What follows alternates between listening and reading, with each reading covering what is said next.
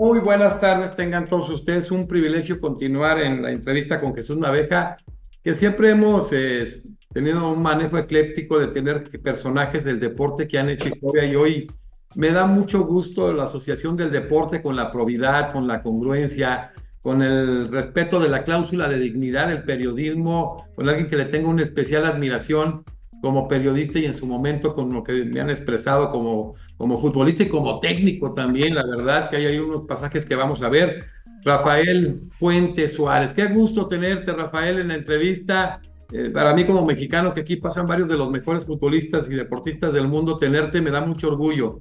Oh, pues el gusto es para mí, Jesús, encantado de la vida y bueno, sé que habías intentado con un margen de tiempo anterior, pero bueno, por diferentes motivos no se había podido dar.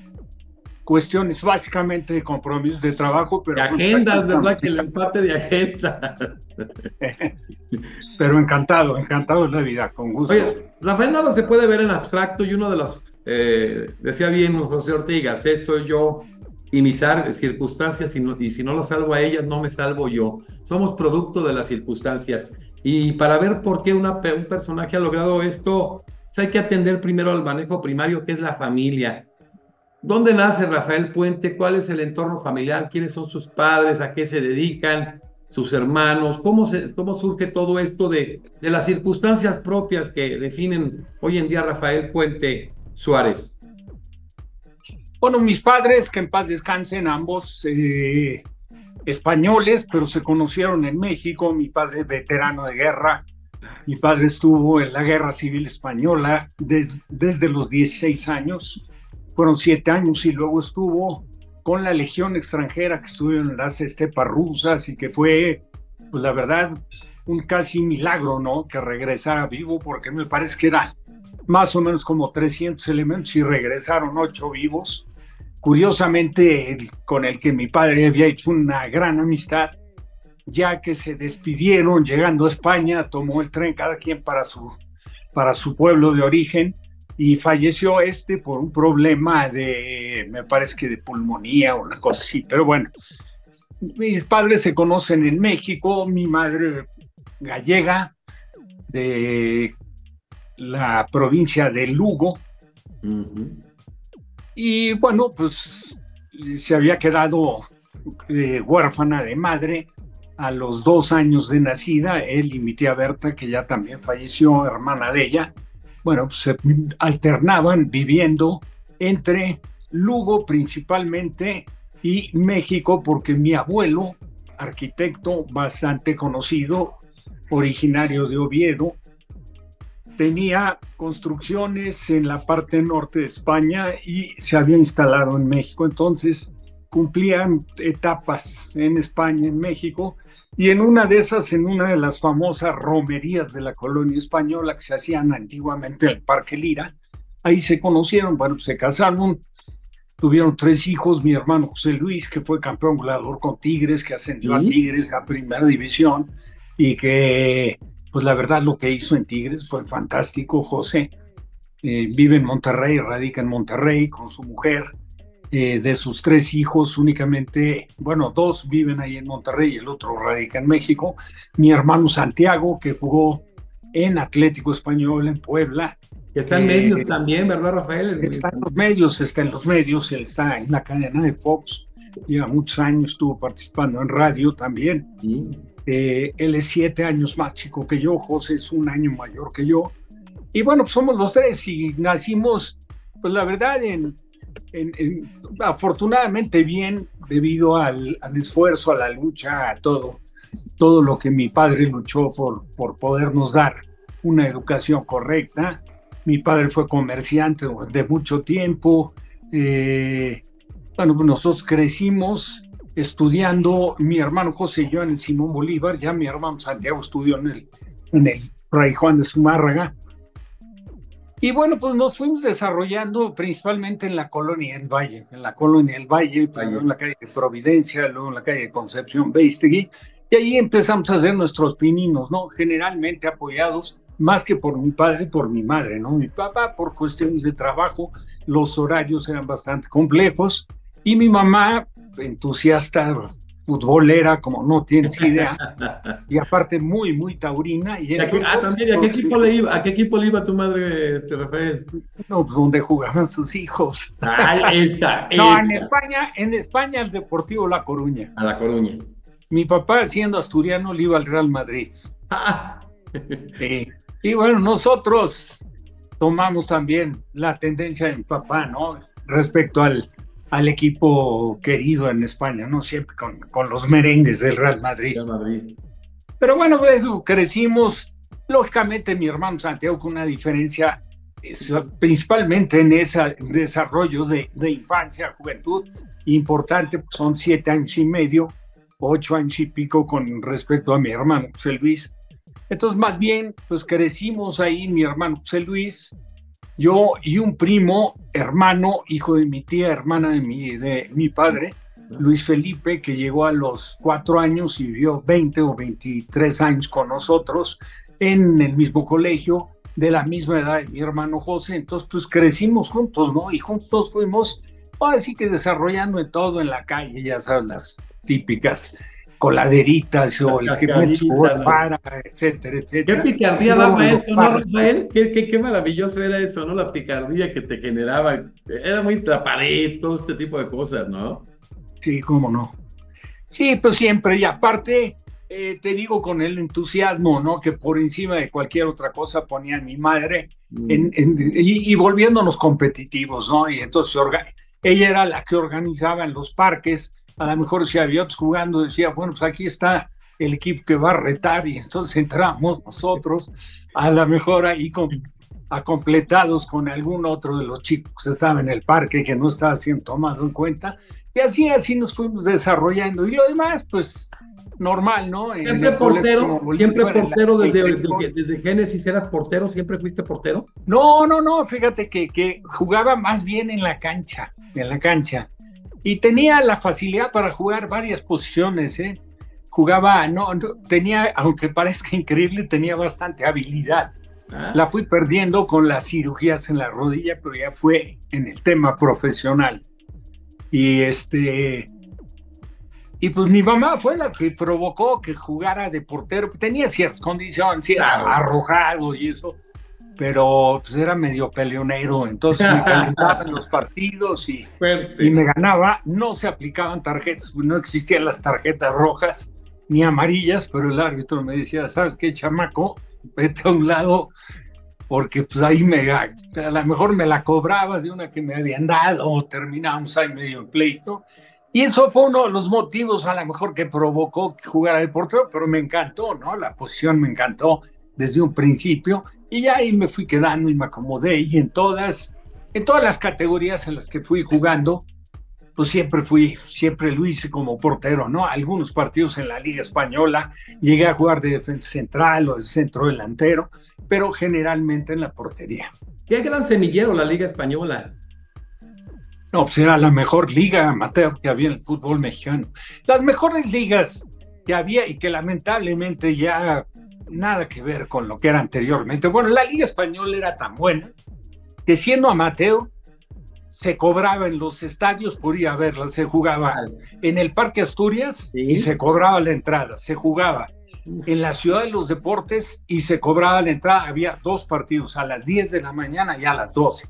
Y se jugaba en Miguel Ángel de Quevedo, en el Franco Español, que tenía una cancha preciosa, abajito de un corte de piedras, como si fuera un medio acantilado, y también con una tribuna pequeña, pero se cobraba y había 2 partidos los domingos.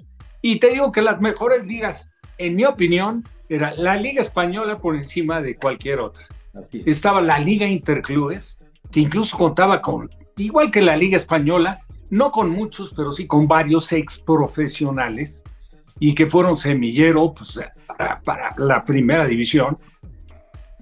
Y la Regional del Sur, que podía ser otra liga, que era de menor nivel, a lo mejor en tipo de, futbolísticamente hablando, y también un poco en lo que se refiere a canchas, ¿no? No quiero decir que en la Liga Española todas las canchas fueran de pasto, porque jugábamos. Por ejemplo, había un equipo que se llamaba el Catalonia, que jugaba en Tullehualco, y la cancha era pero como lija, de tierra. No había un pasto, ya no un cacho de pasto, sino un pasto.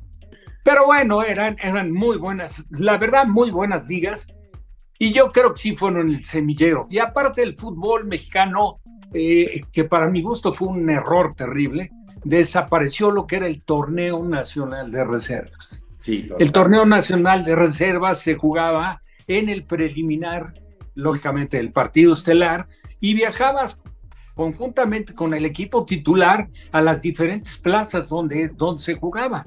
Hacías el viaje con el primer equipo, se jugaba de visitante, se jugaba el partido un par de horas antes. Generalmente el segundo tiempo pues se jugaba con una entrada muy, muy buena, en algunos casos cuando era un buen clásico, pues hasta lleno el estadio, y tenías también la gran oportunidad, siendo joven, aspirante para llegar al profesionalismo, pues de que a lo mejor de compañero, de contrario, pues te encontrabas con jugadores que venían recuperando alguna lesión, o jugadores que venían cumpliendo un castigo, una suspensión, y que había la oportunidad para no perder el ritmo futbolístico, pues que jugaban. Entonces los preliminares, pues la verdad eran unos agarrones muy buenos, y no había mejor proceso formativo pues que ese, para que era la antesala de la primera división. Y cuando tú respondías ahí, pues ya el paso a la primera, pues ya no era tan castigado como sí suele suceder hoy en día, que vemos cantidad de chicos que destacan, por ejemplo, en selecciones menores, campeones incluso mundiales, y que cuántos se quedan en el camino. Yo diría que el 85%. Sí, de acuerdísimo. Rafael, después de esta liga tan competitiva, que era un verdadero semillero de la española, ¿dónde viene ya el paso al fútbol un poco? Ahí no, es organizado, pero ya a nivel organizado con clubes, en fuerzas básicas, con Atlante. No, fuerzas básicas, prácticamente ni existían. Yo tuve la oportunidad de jugar en una América que le llamaban el América de la Cuarta Infantil, que no era, era totalmente local, no salías a ningún sitio, y era una liga que curiosamente de centro delantero jugaba Jesús Galindo Zárate, que luego fue medio político, estuvo casado con una senadora que fue, me parece que gobernador en Querétaro. Bueno, y él jugaba de centro delantero, el papá llevaba el equipo. Y un amigo, a través de conocidos y del club asturiano, de verte jugar en las categorías infantiles, me invitó a hacer una prueba. Y bueno, pues de ahí todavía conservo, yo creo que, bueno, debe de conservarlo mi mujer ahí entre tantas cosas que se han guardado, un reportaje que a los 9 años me lo hicieron y salió, si mal no recuerdo, en el Ovaciones. Y hablaba del portero de la Cuarta Infantil de la América y que respondía al nombre de Rafael Puente Suárez, y que si ya ahí, hasta el pie de letra me acuerdo, si ahí ya vuela como si fuera un Jorge Morelos, aquel gran portero que tuvo Necaxa. Claro. Y responde al nombre de tal, y que era el portero de la Cuarta Infantil. Pero ahí jugué un torneo junto con mi hermano, con mi primo, algún otro primo que también se había agregado, porque en la familia hemos sido futboleros siempre todos. Y después, pues nada, te vas formando en la liga del asturiano, que nosotros, siendo mi padre uno de los pioneros, ahí se puede medio de los fundadores, hicimos en la categoría infantil el primer equipo. Casi todos los nombres de los equipos de la liga que se juega dentro del club asturiano obedecen a sitios de pueblos cercanos que están en la comunidad de Asturias, o a ríos, por ejemplo el Cares, el río Navia, etc. Entonces nosotros formamos ahí un equipo cuando empezó la liga, y luego vas cumpliendo un proceso normal, avanzando de categoría, combinándolo con el colegio, porque pues el Simón Bolívar competía en la Quilerrati, con Instituto México, con Cristóbal Colón, con el Colegio México, con el Zumárraga, con prácticamente todos los colegios. Se hacía un torneo que se jugaba en la Magdalena, Michoacán. De muy buen nivel. Era de buen nivel, pero era prácticamente lo más destacado que había en cada uno de los colegios en lo que era el campeonato interior, ¿no? Sí. Esto ya era interescolar, pero el interclases pues ahí vas jugando con los de cuarto, con los de quinto, con los de sexto año, etcétera. Y ahí, según vas destacando, pues eres convocado de acuerdo a la mejor a tu talla, a la edad, antes eran microbios, y eran menores, y eran medianos, y eran mayores, las categorías. Entonces, siempre jugando ahí, también en el Club España, una canchita pequeña, pero se hacía un ambiente muy, muy padre. Y luego de ahí fue Liga Española, y yo de la Liga Española sí brinqué directamente al profesionalismo, o sea, un visor. El nivel que tenía la liga, el nivel, o sea, para poder transitar y poder luego consolidarte, ¿qué nivel tenía la liga?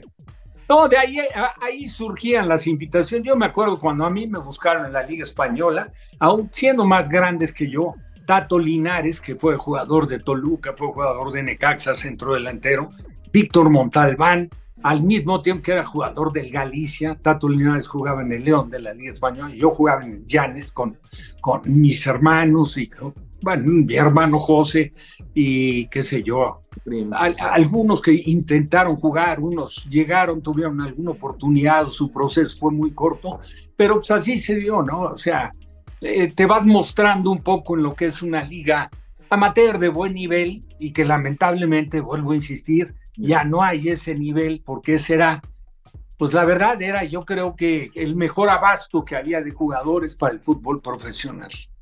Oye, Rafael, te debutas en el 67.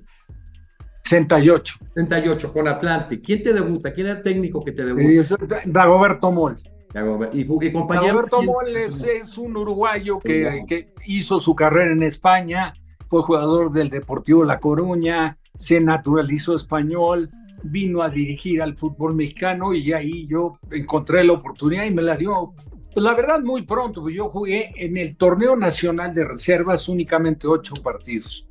Y luego en un partido que viajamos, que te digo que viajamos, la reserva y el primer equipo, pues llegamos al hotel de concentración en Guadalajara, enfrentábamos al Atlas, cuando Atlas y Chivas jugaban domingo a las 12 muchas veces. Y bueno, pasaron después de la cena una revisión médica por cuartos, y a mí me citan para irme con el primer equipo. Entonces dije, qué mala onda, pues no voy ni a jugar. O sea, voy a estar sentado viendo el partido estelar en la banca. Y pues, ¿cuál fue mi sorpresa? Que cuando llegamos al estadio, se estaba jugando el preliminar, y de repente se me acercó Dagoberto Moll y me dice, ¿cómo se siente? Y yo, no, pues bien, tranquilo, bien. Digo, la verdad, pues me encantaría estar jugando, pero bueno, pues hay que acatar las decisiones. Me dice, no, ¿cómo se siente? Porque va a iniciar. ¡Ah, qué tal la sensación! Y ahí, bueno, el titular era Raúl Orbañanos. ¿Qué tenías? ¿17 años? ¿18? ¿17, 18 años? 18. Y entonces ahí me pone, y la verdad es que bien, bastante bien se dieron las cosas. Empezamos perdiendo 1-0 con un gol del Poeta Pérez, del Atlas, y luego le dimos la vuelta, ganamos 2-1, y yo tuve algunas intervenciones bastante afortunadas, ¿no? Entonces me fue bien, y de ahí, la verdad es que no perdí la titularidad prácticamente nunca, ¿no?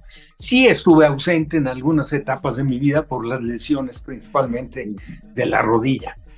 Y, por ejemplo, ahí, ¿con qué equipo iniciaste? ¿Quiénes tenías de compañeros de los que realmente... No, bueno, ahí cuando yo jugué, olvídate, jugaba de lateral derecho Sergio Negroe, de defensa central Héctor González Larrazolo, que por cierto fue uno de los jugadores que reforzaron a Necaxa en aquel memorable partido contra el Santos de Pelé, que gana 4-3 Necaxa.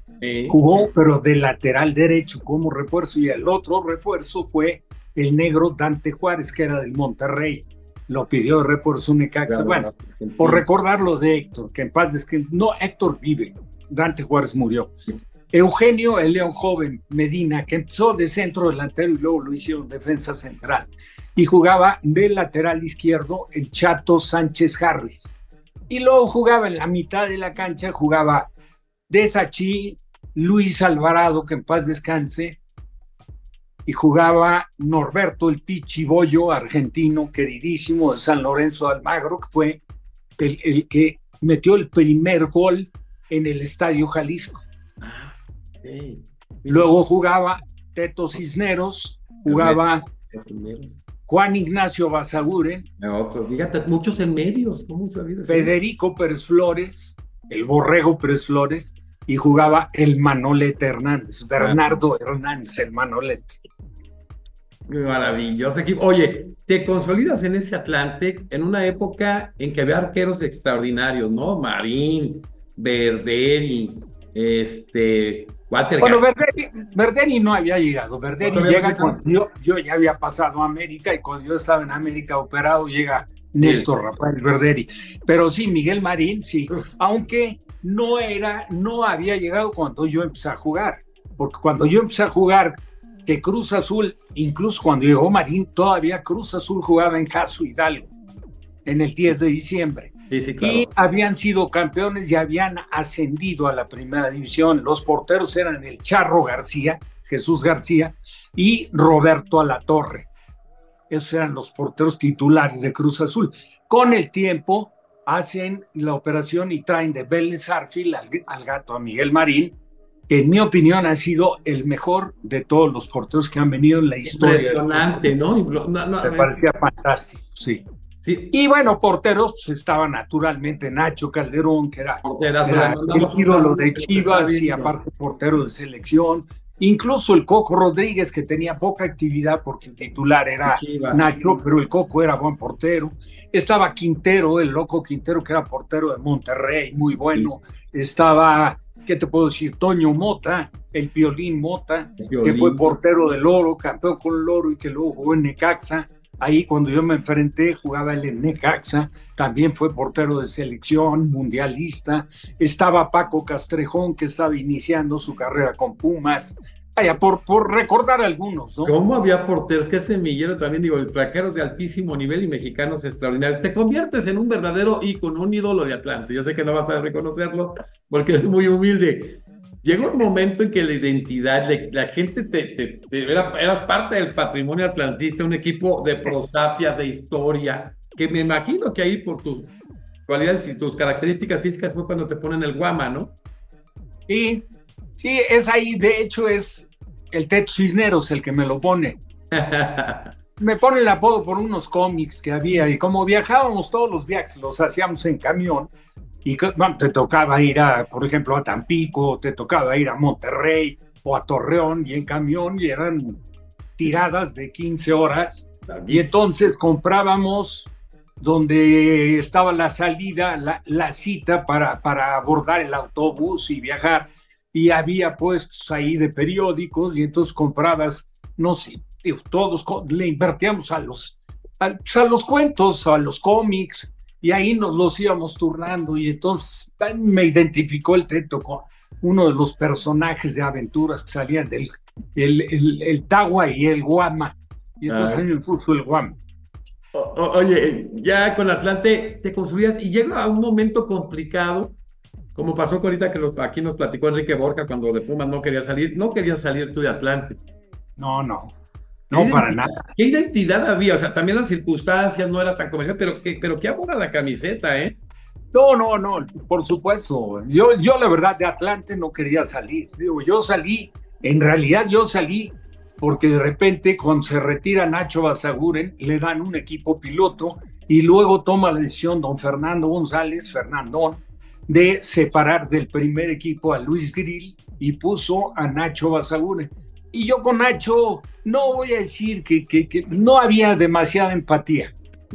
Entonces era mutuo. O sea, nunca tuvimos diferencias de pleito ni nada. Pero pues digo, definitivamente no comulgamos mucho él y yo. Y entonces ahí, cuando llegó me separó del plantel y me dijo que iba a poner a Franco porque él necesitaba un portero de más reflexo. Entonces dije, bueno, pues yo a la banca, con todo respeto.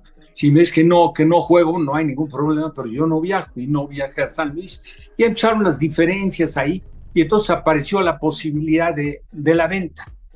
Y bueno, ahí hubo una muy buena respuesta. Yo había tenido acercamientos de otros equipos. Nicola Gravina me había buscado para el Oro, me habían buscado para Atlas, me habían buscado para Toluca por la afinidad que había de don Nemesio Díez, que en paz descanse, con mi padre, porque cuando mi padre llegó a México trabajó en la Modelo y yo me había probado en Toluca, aunque no me había pelado mayormente don Ignacio Treyes, otro que en paz descanse. Personajes. Pero bueno, había una serie de opciones bastante atractivas, equipos también de aquí de la capital, etcétera. Y bueno, las operaciones las hizo como se acostumbraba en el fútbol mexicano, ni te pelaban, Nada. ni te pedían tu opinión, si te parecía o no, y de un día para otro aparecía que ya te habían vendido y que pues tu nuevo equipo era el América y te habían vendido en paquete con Marco Rivas. El mugrosito. Entonces ahí fuimos los dos juntos. Yo tuve la oportunidad de estar en la oficina de Emilio Azcárraga, Milmo, y bueno, pues digo, me trató muy bien y me dijo, pero luego cuando vino el momento de arreglar el contrato, cualquiera diría, bueno, pues llegas a la América y de antemano piensas que vas a ganar el triple que ganas en Atlante. No, me querían pagar menos. Entonces hubo hasta diferencias para podernos arreglar. Arrancó una gira el equipo que fue en Estados Unidos, yo me negué a jugar. En Guadalajara también se jugó un cuadrangular y yo pues a Panchito Hernández, que era un directivo muy excelente persona. Exitosísimo. Bueno, y la verdad le dije, ¿sabes qué, Panchito? Si yo no me arreglo no voy a jugar. Y bueno, finalmente llegué a un acuerdo, no así que te diga en las súper mejores condiciones, mejorando prácticamente nada, o sea, te podría hablar de un 5% de lo que yo ganaba en Atlante. Y así firmé. Marco Rivas también se arregló. Luego en un partido que hubo en Estados Unidos, Marco Rivas tuvo un incidente en pleno partido con Carlos Reynoso, porque mucho el sistema de América, dirigido por don José Antonio Roca, giraba en torno a la figura de Carlos, ¿no? Entonces el que traía la pelota cuando llegaba Carlos casi con la mano lo hacía a un lado. Y en ese partido en Estados Unidos lo hizo con Marco Rivas. Y pues Marcos, digo, la verdad, sí venía de un equipo bravo, pero en serio, Atlante era un equipo bravo. Claro. En general. Y entonces ahí le tira un golpe a Marco Rivas y cuando regresa el equipo, entonces a Marco Rivas le dan salida y se va a los Leones Negros de la UDG. Prácticamente, no prácticamente, de hecho no arrancó ni el torneo. ¿Qué tal? O sea, era intocable. Pero bueno, cosas que pasan en el fútbol y que nunca está exento, ¿no? De problemillas que se pueden presentar, pero la salida de Atlante me dolió muchísimo. De hecho, cuando salí de la oficina de don Fernando, cuando ya me dio definitivamente el comunicado de que ya era yo propiedad de la América, y lo digo con todo sentimiento, salí llorando de las oficinas de Litográfica Juventud. O sea, como que no entendía yo que... Claro, yo sabía y me daba cuenta de las dificultades con Nacho, y a Nacho le había dado el visto bueno para continuar de técnico, y Nacho pues no me contempló, y finalmente eres un activo que sabía... don Fernando, lo mismo que con Marco Rivas, que era muy codiciado por equipos, pues que tenía una oportunidad de hacer una buena negociación. Una negociación que nunca terminas por saber cuál fue, ¿no? O sea, no sabes cuál fue, te llevan al baile, aparentemente. Por antigüedad, a los dos nos correspondía el 50% de la transferencia, pero pues te puedo asegurar que lo que nos dieron fue una bicoca comparado con lo que nos correspondía. Pero pues no tenías margen de maniobra, no podías decir absolutamente nada. Para quedar en libertad te tenías que parar 2 años. Fíjate, no. Después de terminar tu contrato, de finiquitar tu contrato, tenías que estar. Ese era el reglamento en el fútbol mexicano. 2 años sin jugar, ni siquiera en ligas amateurs, para quedar en libertad, ¿no? O sea, era imposible. Era terrible. Oye, llegas a América, un equipo con una visibilidad impresionante, ¿no? Una gran afición, los medios ahí. Te conviertes también en ídolo. Era paralelo lo tuyo y lo de Nacho Calderón, grandes porteros, elegantes, con preparación y bien galanes. Mucha percha, esa es la realidad. Muy parecido este tema con Nacho Calderón, muchas afinidades, ¿eh? Pues sí, incluso se vio por Nacho, no por mí. pero Nacho, pues, hasta película hizo, Adiós Cuñado, Y y hizo muchas fotonovelas. Y fotonovelas, Nacho era el máximo ídolo que había. Vendía el tiraje de las fotonovelas de Nacho, o sea, se vendía más que las de Jorge Rivero, que Andrés García. Nacho era el estelar. Y a mí me buscó la competencia porque él trabajaba con un grupo de editorialistas y a mí me buscó Publicación Cerrería, entonces yo me arreglé con ellos y ahí también se generó una competencia con Nacho. Yo hice mucho menos y yo creo que si acaso cobraba yo la mitad que Nacho, es la verdad, pero bueno, para mí era una distracción, lo hacía el día que yo tenía libre, cuando no había compromiso de entrenamiento ni nada, y te llevaba 5 o 6 horas, llevar 6 cambios de ropa y 2, 3 locaciones, y entonces y te ganabas una lana, ¿no? Bueno, no les iba mal, o sea, se ganaban bien ustedes, que estaban muy cotizados. Pues sí, estando, la verdad sí. Sí, comparado con el fútbol se ganaba mucho mejor haciendo fotonovelas. Increíble, ¿no? El entorno que sí. La visibilidad. No, es que las cosas han cambiado muchísimo, ¿no? Claro. Hoy creo que ya ni fotonovelas hay, pero los jugadores claro. Ya, hoy pero los sueldos es una barbaridad. Lo que vendían en ese momento, sin que tuvieran explotado los medios de comunicación, las nuevas tecnologías, imagínate lo que serían tú y Nacho ahora, ¿no? Que eran... No. Imagínate. Sí, yo a veces lo comento con mi esposo, mis hijos, digo, me adelanté 20 años. Me hubiera esperado, dices, ¿verdad? Pero qué impresionante. Oye, con América eres campeón, es parte del equipo en el 75-76. ¿Qué te deja estar en América? O sea, pero la verdad ni me sentí campeón, lo digo abiertamente. No, yo había jugado, había sido titular, porque cuando yo llegué estaba Prudencio Cortés, que había sido campeón con América. Y Paco a mí me llevó José Antonio Roca y jugué yo toda la temporada, salvo algún partido que no estuve por lesión. Y luego el Pájaro se fue a Tecos. Sí. Yo me quedé, regresó Pedro Soto, que lo había llevado José Antonio Roca a Laguna, y regresa a la América. Y ahí en la América, cuando yo se acentúa la gravedad del problema de mi lesión, entonces contrata primero a Verderi, que venía de Perú, que terminó, usaba hasta mi ropa en esto, Rafael Verderi. Cuando yo estuve lesionado, entonces ahí se alternó con Paco Castrejón. Yo jugué de ese torneo la última parte del campeonato, que fue, yo reaparecí en León, que aparte cometo un errorazo el día que reaparecí, tiré un túnel a Salomone, me quitó la pelota y me hizo el gol.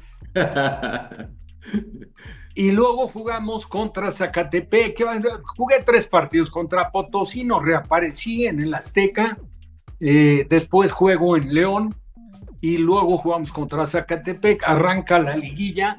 Había jugado gran parte del torneo Verderi, pero en un viaje, no hizo un viaje a Torreón y hubo alguna diferencia con el técnico, que ya murió, Raúl Cárdenas. Sí, el güero. Y entonces Raúl decidió poner a Paco, y jugó Paco, y la verdad hizo una estupenda liguilla.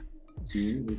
Fue aquella liguilla de América que muchos la recuerdan por el gol de Rabona de Carlos Reynoso a Nacho Calderón. Ningún gol, sí, claro. Roberto da Silva lo evadió y el de Rabona. Sí, recorta Roberto da Silva y luego le pega de Rabona y le hace el gol a Nacho Calderón. Y el partido de vuelta hace también el América un golazo, Hugo Enrique Quise, el paraguayo, de tiro libre. Gana 1-0 América y ahí nos coronamos. Pero yo no me sentí realmente campeón, o sea, que jugué 2 partidos y medio, 3 partidos. Sí. Pero sí formé parte del equipo, lógicamente, del club, ¿no? 1975. Oye, Rafael, bueno, ahí me platicaba hace poquito desayunando con Roberto da Silva, que fue su peor juego, después el peor juego de mi vida. Oye, en América la gente te quería mucho. Sí. Estaba contigo. Sí, pero yo creo que un poco pasa por el estilo de uno, ¿no? O sea, si eres un portero, digo, a mí, no modestia aparte, la verdad, si a mí algo me encantaba en la portería, eran las jugadas de riesgo, ¿no? Sí. No me gustaba nada más que salir a los pies, me encantaba salir a los pies. ir a pelotas divididas, entrar al encontronazo, ir siempre de frente. Entonces yo creo que es parte de lo que consigue a lo mejor un elemento, un portero que se identifica mucho con los seguidores y eso, pero sí tuve, pues la verdad es que fue corto mi espacio en América, porque yo estuve 2 temporadas y media en América, había estado con un torneo corto que fue en México 70, pero 8 temporadas, puedo decir, en Atlante, y me retiré a los 26 años, muy joven. Oye, pero dejaste, güey, o sea, tan joven, fíjate, nadie hubiera pensado, ahorita con la conversación, los chavos, las nuevas generaciones, que ibas a terminar tu carrera tan pronto, porque realmente lograste cosas importantes, fuiste seleccionado nacional del 71 al 74. Y si tuve la oportunidad de jugar, no tengo el conteo preciso, pero como 52 partidos con la selección. Excelente. ¿Qué se siente? ¿Qué se siente ser seleccionado? No, es un orgullo lo máximo. O sea, la primera convocatoria como que no lo crees. Me acuerdo que fue mi hermano el que me dijo, oye, acabo de escuchar la lista y te convocaron a la selección. Tenía yo 8 partidos jugados en primera. Y ahí me convocaron y bueno, el día que tiene la oportunidad de debutar con la selección, yo debuto en el Estadio Jalisco contra Rusia. Ah, qué bien. Empatamos 0-0 y a los 3 días volvemos a jugar contra Rusia en el Estadio Azteca y quedamos 0-0 de nueva cuenta. Fueron los 2 primeros partidos que yo jugué con selección, pero bueno, es una satisfacción, un orgullo, es algo que lo ilusionas, lo sueñas y que no das crédito cuando se presenta y cuando te paras, ahora sí que en la presentación y escuchas el himno nacional y sobre todo si tienes la oportunidad de vivirlo eso fuera, como me tocó a mí en Italia o me tocó en Grecia, digo que toca, o en Sudamérica, todavía con mucho mayor razón se te enchina el cuerpo, ¿no? Es algo increíble, inolvidable. Oye, te tocan esas eliminatorias de Haití 73 para el Mundial 74 y te toca tú y... Bueno, ahí jugué yo jugué el primer partido contra Guatemala y lo jugué porque Nacho se cortó un dedo. Nacho Calderón. Un dedo y entonces... Estaban tú, Nacho Calderón y Héctor Brambila. Héctor Brambila. Porterazo también, Héctor, un saludo, está en Colima. Un porterazo Héctor. No, dejé de verlo mucho tiempo, pero bueno. Ahí te paso el contacto, Feli, que los saludes, están con él. Y me tocó convivir con él mucho de la selección y créeme que era un... Me acuerdo el debut, imagínate, yo me acuerdo el debut de Héctor, fue en la Bombonera de Toluca, partidazo. Un partidazo. Aparte le encantaba vestirse de negro igual que a mí, hasta que prohibieron los árbitros. Sí, los déjanos solos. Sí. Pero sí éramos los 3 porteros. Ahí jugué yo el primer partido, luego jugó contra Honduras, Héctor, luego jugó contra Trinidad, contra Curazao, Héctor, jugó contra Trinidad, que fue la derrota catastrófica de México, y el último partido contra Haití, ya calificado Haití y eliminado México, lo jugó Nacho Calderón, que ganó México 1-0 con gol de Borja. Fíjate, oye, aquí algo bien interesante, te toca, a lo mejor es de lo que te dices, me hubiera querido un mundial, pero tomando en cuenta la época, hubo equipos que te quisieron, te quiso Oviedo y te quiso Deportivo La Coruña. Yo de hecho tuve arreglado un contrato vía telefónica, pero está totalmente arreglado con el Valencia, cuando Alfredo Di Stéfano lo dirigió. Imagínate. Pero 3 temporadas ya están, pero todo arreglado, hasta los premios, cuánto en caso de partido ganado, partido empatado, todo estipulado.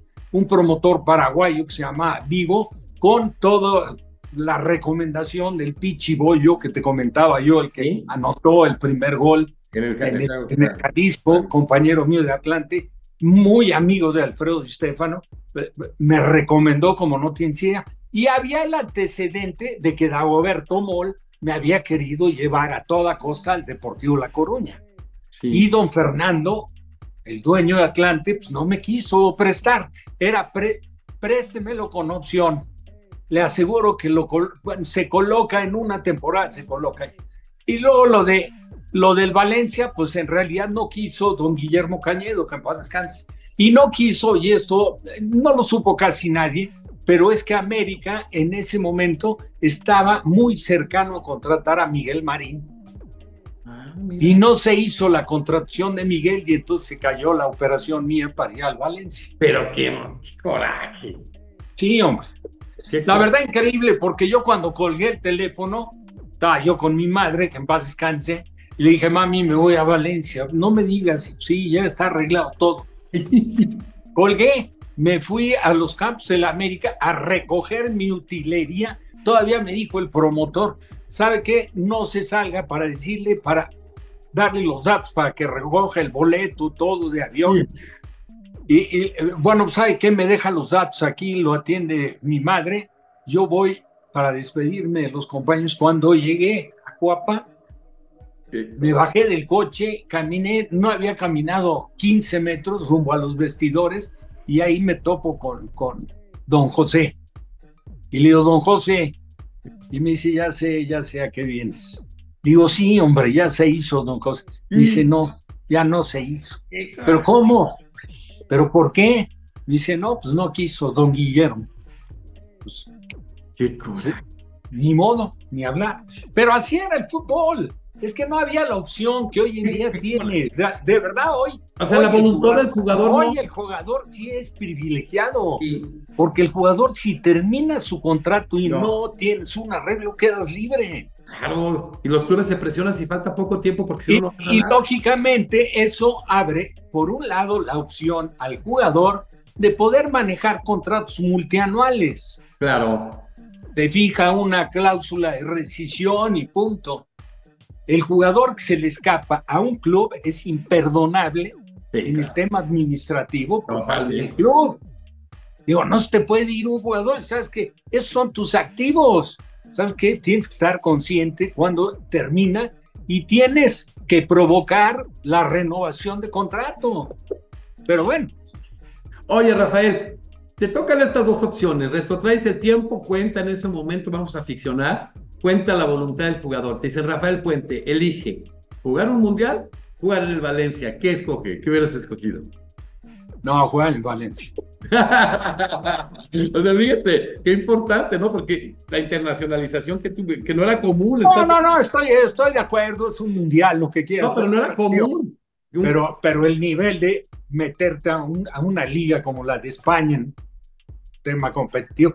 Aparte, claro, me estás presentando qué escogería, pero lógicamente a un mundial llevaría la estancia en Valencia.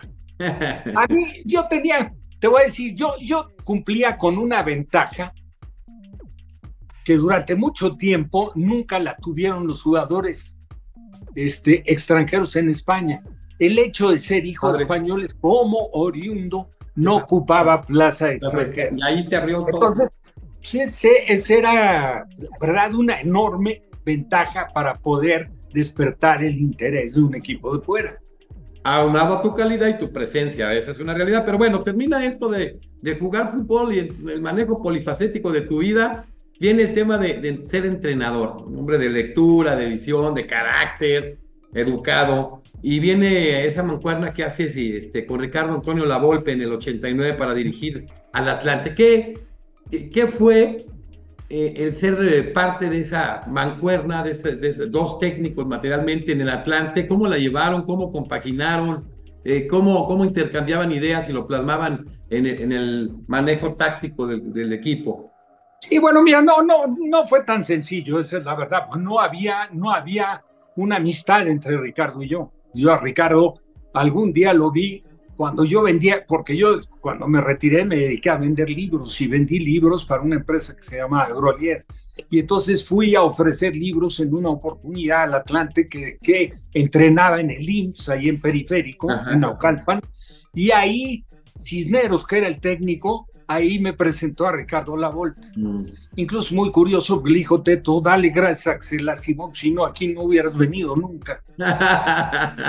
Pero bueno, Ricardo siempre con su estilo, ¿no? Con su forma de ser, es un hombre especial, una personalidad fuerte. Difícil, pero muy buen técnico. A mí en realidad, el que va y me busca pero yo ni tenía contemplado. Sí, había hecho el curso, había dirigido al Asturiano de la Liga Española, pero no lo tenía yo contemplado. Yo me dedicaba, pues ahora sí que a trabajar para mantener mi casa, ¿no? Ya me había casado, etcétera. Bueno, llega Toño García y en realidad me llama por el trabajo que yo cumplía como analista, principalmente en los partidos de la Liga de Italia. Entonces me busca Toño García y me dice y me empieza a provocar. Y le digo, ¿sabes qué, Toño? Bueno, finalmente me convence que no era tan difícil, pues, el Atlante y dirigir, y volver a estar de nueva cuenta en el terreno, y, pues, es parte de tu vida. Entonces, llego a un acuerdo, pero le digo, ¿sabes qué, Toño? Yo estoy desconectado y en 5 años han pasado muchas cosas, o sea, los cambios y sistemas de entrenamiento, todo va cambiando. Entonces, digo, tienes que ser honesto contigo mismo. Digo, la verdad, yo no estoy actualizado. Digo, yo perfecto me siento a ver un partido y seguramente coincido con muchos de los conocedores. O sea. Pero entonces Toño García me sugiere, dice, bueno, no te preocupes, vamos a buscar un complemento, un auxiliar. Entonces, en principio, me habla del Pescado Portugal, ex suegro de Hugo Sánchez. No, un técnico con una trayectoria como jugador, pero veía el fútbol diferente. Y luego con Chucho del Muro, jugadorazo de defensa central, ya desaparecido también. Figurón en Veracruz, en Atlas, en Cruz Azul, en Selección Mexicana, etc. Tampoco coincido. El Ratón Ayala, mis respetos, para qué trayectoria. Pero es del fútbol de una forma y yo lo entiendo de otra. Y entonces, para no darle vueltas, yo así había seguido, lógicamente, fútbol mexicano y me daba cuenta de muchas cosas. Y a Ricardo, cuando deja de ser jugador en el Ángeles de Puebla y agarra el equipo, la verdad es que me llamó la atención lo bien que jugaba ese equipo. Muy bien. Y la idea que tenía y coincidía mucho con él.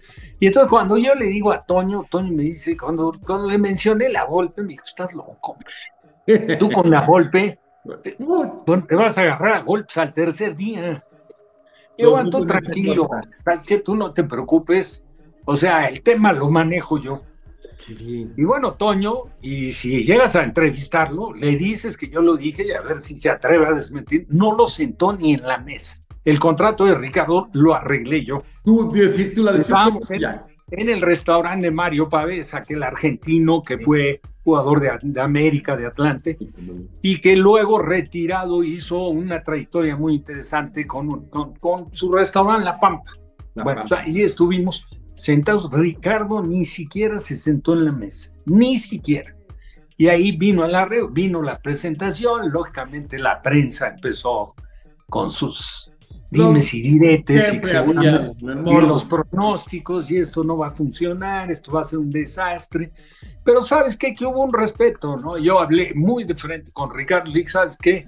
Digo, a mí muchas de tus posturas no me agradan para nada, y te la digo, y si tú te manejas con esas posturas, seguro vamos a tener diferencias. Pero entendió bien, y digo, también hay que entenderlo uno, porque la verdad era un gusto ver diseñar el entrenamiento a Ricardo. Hubo dimes y diretes, pero logramos hacer de ese Atlante, donde sí me atrevo a decir, todo el crédito, la prensa se lo dio a Ricardo. Ahora sí te digo algo, dejando fuera de discusión la capacidad de Ricardo. El grupo humano lo manejó tu servidor. Y lo yo creo que a lo mejor hubieran ganado 10 títulos así. No, claro, la combinación fue estupenda. Exacto. Pero luego Ricardo se equivocó, nos fue tan bien que lo buscó por debajo del agua Chivas. Y yo, un íntimo amigo mío, vio a Ricardo con Ruiz Lacroix en Guadalajara. Y entonces eso fue lo que rompió un poco la armonía o la comunión. Le digo, ¿cómo puede ser? Te vas, ni siquiera me comentas. Cuando yo te invité a trabajar juntos en Atlante, lo menos, por educación, lo menos que puedo hacer, y por respeto, y por amistad, por lo que quieras, pues es decirme, ¿sabes qué? Me ofrecieron esto. Y yo te diría, fantástico, qué bueno, y te deseo todo lo mejor. Pero sí te lo tiene que decir. No sentarse a hablar por ejemplo, con Toño, y a la hora de estar hablando de la posibilidad, él ya estando arreglado verbalmente con otro equipo, diseñando qué hacer con el nuevo Atlante. No, sabes que René Isidoro García, yo fui junto con el Harlem Medina, el que lo llevó prácticamente al Atlante. René Isidoro García al Atlas. Dante Juárez al Toluca. Bueno, sabes que te desbaratan. Aparte, un equipo que lo que tenía era jugar bien al fútbol. Muy bien. No estaba plagado y figurón. La máxima figura era Héctor Miguel Celada, que lo habíamos traído de América y que se venía recuperando de una lesión de la rodilla y que no jugó gran parte del torneo, lo jugó, si te acuerdas, Adrián Marmolejo, que ya estaba retirado del fútbol, retirado, y llegó un día a pedir chance y yo le dije, órale, vente, vamos a trabajar. Yo creo que fácil traía 7 kilos arriba de peso, y entrenando y con disciplina y diario y metiéndole, y ahí alargó Marmolejo su carrera, bueno, al grado de que jugó una final, aquel Santos, él con Santos contra Tecos, que lo traía Pedro García, el chileno, y luego jugó en Toluca, y luego jugó incluso en Correcaminos, o sea, pero digo, ese Atlante tampoco era un equipazo, era un equipo que jugaba muy bien al fútbol, sí. Pero para mí el equipo, yo me atrevo a decir que es el equipo que mejor vi jugar yo en el fútbol mexicano, casi te diría, no sé, algún momento de América con Reynoso, algún momento con Menjaque, a lo mejor el Atlas aquel Atlas de Ricardo Lavolpe, que jugaba muy bien, pero bueno, Atlante jugaba estupendamente bien. Y entonces echó a perder todo. ¿Cuántos títulos hubieran logrado? Y ahí se rompió todo, ¿no? Y luego Ricardo regresó al Atlante porque se había ganado el sitio. Yo tuve diferencias con Toño, yo me alejé del fútbol, luego salió lo de Pachuca, tuve diferencias con Jesús, y luego lo de Tecos, y ni siquiera firmaba yo contratos, lo arreglaba de palabra, y bueno, y así generalmente, como eres hijo de los resultados, pues la cosa no termina bien. Y te digo la verdad, yo me di cuenta perfectamente, y me di cuenta desde que era jugador, que yo al directivo le estorbaba un poco por mi forma de ser. Yo podré tener mil defectos, y de hecho los tengo, pero sí tengo una virtud que la mamé desde que nací, con el ejemplo de mis padres, y es la honradez. Ese es fácil, el hablar de frente también, o sea. Pues sí, la verdad sí. Y bueno, pues terminas por estorbarles, porque de repente no te prestas para el negocio, así de fácil. Y buscaste que se defendieran los derechos de los jugadores, alguna gente inquieta que buscaba, que tenía muchísima visión del manejo gremial, tú con el mismo Carlos Albert, que era con el Piolín Mota, y entonces tampoco les gusta mucho eso. No, yo estuve con ellos, yo formé parte de ese sindicato. No les gusta. Las figuras que representábamos al Atlante en el sindicato éramos Ernesto Cisneros y yo. Y nosotros sí entramos en huelga, igual que Necaxa. Cuando de aquella, si te acuerdas, América se metió don Guillermo Cañedo, les jaló las orejas, los amenazó, y ahí se arrugaron, se echaron para atrás, y fue cuando vino el desenlace lamentable, pues que castigó de manera muy severa a jugadores de Necaxa. Sí, o sea, pero fíjate, todo lo que implica la honestidad y ser gente que sabe trabajar en equipo. Oye, viene el tema de que se te dan los medios, yo creo que natural, ¿no? Una persona preparada, vives el fútbol, lo lees perfectamente, inicias en la radio.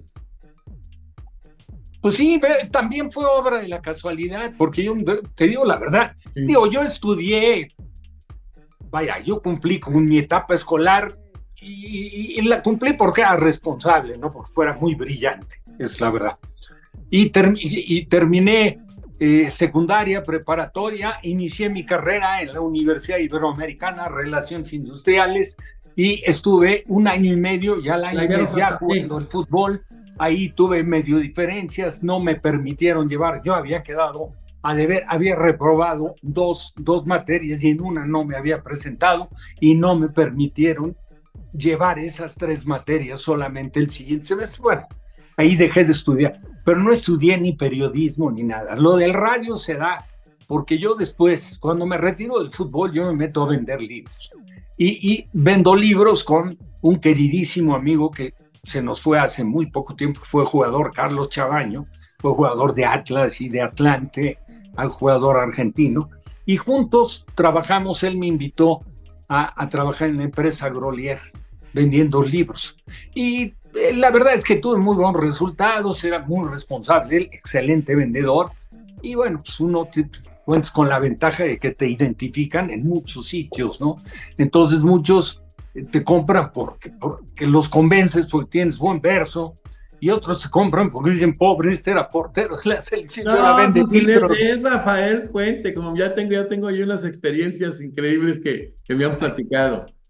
Y entonces, estaba yo trabajando en una agencia de autos,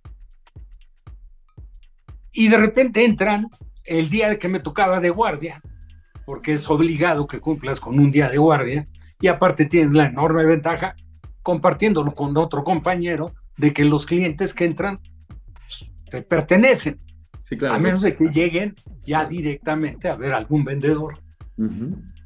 Entonces estaba yo en la venta de los coches, de repente entró un señor, y cuando estábamos ahí, hace el comentario le dice al suegro, no sabe quién es, este es el Guama Puente, del portero de América y de la selección. Entonces yo hago mi labor de venta y termino vendiéndole un coche. Se van y más o menos regresan como a los 3 días. Yo dije, ya falló algo, ya salió algo mal cuando los vi entrar. Entonces me dice, no, me saluda y me dice, oiga, venimos para invitarlo a un programa. Y me invitan a un programa de radio que lo hacía don Fernando Marcos, que paz descanse, y don Jacobo Moret, que eran dos eminencias. Pero aparte hablaban de economía y hablaban de política, y hablaban de todo, y de deportes. Y entonces, bueno, me invitan y yo le digo, sí, hombre, como no, encantado de la vida, yo voy. Y me echa mis flores don Jacobo Moret. A mí don Fernando me conocía mucho por la trayectoria de jugador. Claro. Todos los viajes de selección, don Fernando Marcos, Flavio Zavala Millet, Nacho Matus, todos acompañaban a la selección. Total, se hace el programa y mira, a mí sale el tema de la rodilla y me pongo a exponer yo casi como si fuera yo Galeno, como si fuera yo ortopedista, hablando de la rodilla. Y entonces llegó un momento en que me echan, oye, no, o sea, ¿nunca ha pensado usted dedicarse a los medios? Le dije, no, para nada, en lo absoluto. Pues debería de intentarlo, porque aparte, ¿sabe qué? Tiene un timbre de voz, pero es contagiosa, ¿no? Total, me echó mis porros. Agradecí yo la invitación, me había acompañado mi esposa, me acuerdo que me dieron de regalo una loción, que me pareció un muy buen detalle, porque hubiera ido sin ningún compromiso de nada. Y me volvieron a buscar a la semana, pero a la semana me buscan y me dicen que quieren, me invitan a comer, y entonces me ofrecen para hacer un programa de radio con don Fernando Marcos y con José Luis Lamadrid. José Luis Lamadrid también. A final de cuentas, únicamente se decidieron por los patrocinadores, por don Fernando y por un servidor. Y antes, arrancaba el año de 1986, sí. Enero, y se llamaba Polémica en el Mundial. Así es. Ese programa fue de un éxito impactante, duró 6 meses, justo terminó cuando iba a arrancar el Mundial, y era un programa, la persona que me fue a buscar tenía más o menos como 15 estaciones de FM y como 22 de AM. Entonces era un programa de 15 minutos y lo iban rotando en las diferentes estaciones, y tuvo mucho apoyo de patrocinio. Pues la verdad estaba la figura de don Fernando, ¿no? No, también tú, Rafa, no, y bueno, yo medio irreverente, porque don Fernando lo sabía todo y lo que no lo inventaba. Pero tremendo, su editorial de 4 palabras. Sí, Bueno. yo le discutía por todos lados y tuvo mucho éxito. Y entonces cuando terminó el programa, bueno, cuando vino la conclusión, la finalización, ahí se acercó conmigo José Ramón Fernández y me invitó para formar parte de protagonistas en el Mundial. Qué interesante. Que fue un exitazo, los protagonistas. Y bueno, pues ahí empezó realmente la carrera y bendito sea Dios, ha durado muchos años, ¿no? Yo nada más ahora en ESPN ya llevo 18 años y he de haber estado, yo creo que 23 entre Imevisión, TV Azteca y como 10 meses que estuve en Multivisión.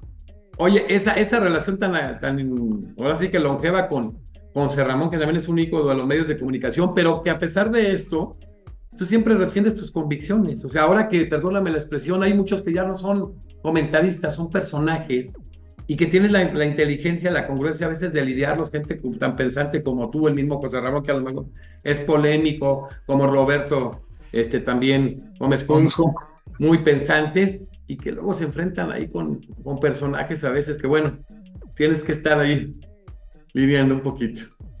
Pues sí, ahora sí que es parte del show, aunque no es realmente prefabricado para nada, ¿no? ¿No? Qué bueno que es natural. Es algo muy espontáneo, es algo que se da y bueno, pues hay diferentes estilos y claro. La tendencia hoy en día de los programas es mucho más de alboroto y de polémica y de discusiones, claro, y de cosas ahí irrespetuosas, me parece, que de profundizar en el tema y tratar de llevar las cosas por donde se llevaban habitualmente. Pero tú no entras a eso, a ese camino, a esa brecha, y sigues estando muy vigente y sigues siendo muy querido por toda la gente que te ve. O sea, eso vale mucho la pena. O sea, defiendes tu estilo propio. Y bueno, digo la verdad, a mi edad, yo voy a cumplir 74 años y tampoco me voy a dejar influenciar por nadie, ¿no? Nunca lo he hecho. Exijo respeto en la medida que yo siempre respeto, ¿no? Y claro, no estoy ajeno a las discusiones o a los pleitos.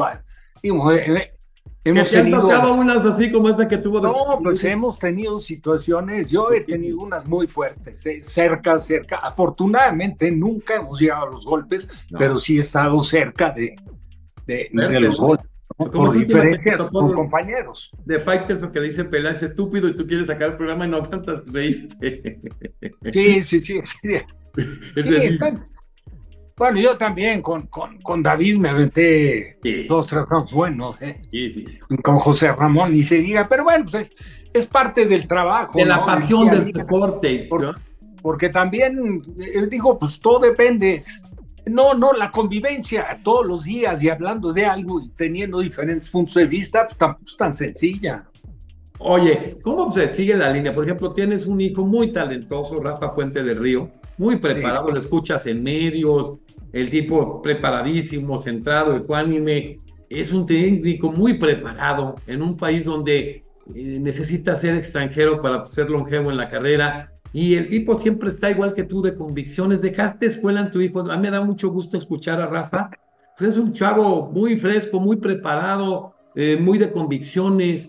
¿Cómo me encantaría que le dieran un equipo armado como deben de armar? Me acuerdo Pumas, se lo dieron, no le dieron nada, vino otro técnico, se lo armaron. O sea, qué padre que esté en medios, pero ojalá que se dé esa opción también de estar en un equipo que pueda darle los medios para poder competir en una liga tan compleja como esta, que hay equipos con grandísimas inversiones. Y aparte, pues respaldado con de repente no es sencillo hablar del hijo, ¿no? Yo lo hago con todo el orgullo. Claro. Es como él lo hace contigo. Excelente muchacho, cero vicios.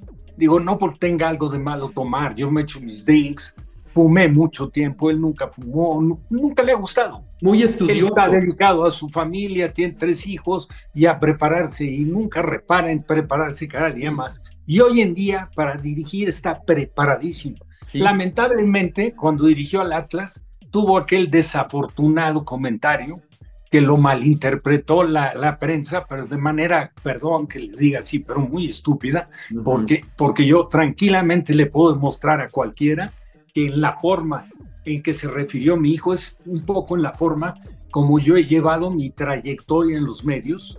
La verdad, sí es una zona de confort. Yo no estudié periodismo, yo no soy periodista. Yo cumplí una carrera como jugador, terminé, vendí libros, vendí coches y de repente un día me ofrecieron hablar en radio. Y hablé en radio y a los patrocinadores les gustó y de ahí me llamó José Ramón. Y mi trabajo es sentarme en una mesa, ni siquiera soy el conductor. El tema lo tira el productor y el que dirige el programa es el que va dando juego. Y yo me siento en una mesa para hablar de lo que me ha gustado, de lo que me apasiona, de lo que he vivido siempre. Pues es una zona de confort y de eso he vivido 30 años o más, claro. 35, 40 años. Entonces las cosas hay que verlas con su justa medida, ¿no? Y yo creo que ahí, digo, la verdad, lo golpearon durísimo. Sí. Hubo varios que ni siquiera tuvieron la hombría de dar la cara, pues yo sí los busqué. Y algunos tuve, la verdad, el gusto de insultarlos en su cara y de demostrar, incluso compañeros de trabajo, ¿eh? Para decirles cómo eran las cosas y además, que estaban transversando todo. Claro. En la zona de confort. Claro, le hicieron mucho daño, porque le generaron un ambiente muy, muy malo, críticas muy severas, combinadas con malos resultados, algunos ni siquiera, la verdad, merecidos, pero digo, tuvo partidos que cuando dirigió a Querétaro, cuando dirigió a Atlas, cuando dirigió a Pumas, partidos que tenía la verdad, para ganar. Estaba muy bien el equipo. Y ya ni siquiera empatados, terminabas perdiendo. Pero bueno, pues así es. No, pero fíjate, Rafa, por ejemplo, ya estamos en la conclusión. Él hace ese comentario porque nada más presión que ser técnico, es la cabeza, es el primero sobre lo que va, ni siquiera el jugador. No, claro. Pues ve lo que le está pasando a Xavi. Pues ya figuró. Pero aparte, acabando de ser campeón con el Barcelona el torneo anterior. Claro. Y sin embargo, él habla, incluso habla de lo que le expresó en su oportunidad Pep Guardiola. Escuché hoy las declaraciones de Pep Guardiola, que dice que dirigía al Barcelona. O sea, si de por sí el puesto es complejo, dirigir a un equipo como el Barcelona es muy complicado. Bueno, pues la verdad sí lo tiene, pero es una pena porque de verdad, créeme que tiene enorme capacidad para dirigir, pero enorme, tiene excelente trato humano, es un chavo preparado. Muy preparado. Preocupado. Entonces, tiene buen manejo de grupo. Si tú tienes la oportunidad de entrevistar o de platicar de los jugadores que él ha dirigido, te aseguro que te podría decir que el 100% van a tener buenos comentarios. Sí. O sea, no es un improvisado, pero bueno, pues ni hablar, ¿no? Pero viene la cosa ahorita. En un país tan complicado como este, la va a tener, es un tipo brillante, muy brillante, lo vamos a tener pronto en el programa. Rafael Puente Suárez, qué gusto tener a una gente de medios tan seria, tan centrada, tan de valores como eres tú, que fuiste exitoso como jugador, que como técnico innovaste también, porque esa fue una innovación. Siempre tomaste las decisiones por ti mismo, siempre has sido frontal, honesto. Me da mucho orgullo tenerte hoy que han venido estando estos últimos programas. Pues Fabián está ahí, un muy buen tipo. Estuvo ya con nosotros Hernán Díaz, campeón, estuvo mundialista con Argentina en 94. Fernando Alves es uno de los mejores porteros uruguayos que ha venido. Ronald Gómez, este muchacho costarricense, de los máximos goleadores que ha tenido. Gente de primerísimo nivel, a nivel internacional, que me da muchísimo gusto y a mí me gusta presumirlo, son mis amigos, San Mortero Aravena, pero tener a Rafael Puente como mexicano, a mí me enorgullece mucho. Por amigos míos, tengo unas referencias increíbles de su calidad humana y de lo que proyectaba Rafael Puente, lo que impactaba Rafael Puente en muchos lados. Platicaré con él. Era increíble y lo sigue siendo, estar vigente en medios. Me da mucho gusto, Rafa, muchas gracias por estar con nosotros en la entrevista con Jesús Naveja y algún día volverte a tener pronto en el programa. Es un privilegio. A veces platicábamos la agenda de Rafael Puente, un tipo exitoso, pues es que tiene lleno de programas y qué maravilla, ¿no? O sea, a mí me da mucho gusto que se haya hecho este espacio para estar en el programa y bueno, nos veremos en los siguientes programas también con gente siempre buscando los perfiles muy brillantes. Alberto García Aspe, un hombre muy talentoso, Pablo Aguilar, un jugador extraordinario paraguayo con América Cruz Azul, campeón, sigue jugando. El Potro Gutiérrez, y a nivel internacional, por ejemplo, viene Walter Centeno, uno de los 5 mejores jugadores en la historia de Costa Rica, y así seguiremos con jugadores emblemáticos, pronto Neri Pumpido, pero hoy tener a Rafael Puente Suárez a mí me emocionó mucho, cuando estuvo Enrique Borja, toda esta gente. Gracias, Rafael Puente, de verdad mi cariño, mi admiración para tu trayectoria, para el ser humano, y me encanta que, sin ser réplica, porque cada quien tiene lo suyo, los mismos valores que pasaron de tus padres hacia ti, pasan con Rafael Puente del Río, un tipo inteligentísimo, preparadísimo, y a veces yo diría hasta sobrecalificado. A veces en México ser sobrecalificado es complicado. Pues yo te agradezco muchísimo la invitación y por supuesto todos los conceptos, y nada, felicidades por ya la cantidad de gente que has tenido oportunidad de entrevistar, y naturalmente que estoy a tus órdenes para cuando gustes, encantado de la vida. Gracias. Antes voy a estar un par de minutos con Rafael Puente fuera del aire. Nos vemos en la siguiente entrevista con Rodrigo Fernández, director deportivo de León. Y hoy muy contento de haber tenido a Rafael Puente Suárez, extraordinario jugador, ídolo, de esos ídolos que ya no hay pues en ningún lado, muy complejo tenerlos. Entrenador innovador también y un agente de medios más que respetado. Muchísimas gracias y nos vemos en la siguiente entrevista.